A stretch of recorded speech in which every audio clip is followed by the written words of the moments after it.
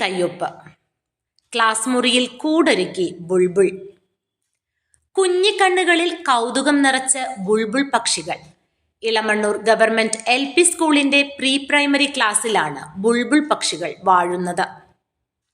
2023 December മാസത്തിലാണ് Bulbul ക്ലാസ്സിലെത്തിയത്. Pre primary അധ്യാപിക Vijayalakshmi അവയ്ക്കിരിക്കാൻ class മുറിക്കുള്ളിൽ തന്നെ സ്വാഭാവിക കൂടൊരുക്കി. ബുൾബുൾ പതിവായി എത്തി. താമസമുറപ്പിച്ചു.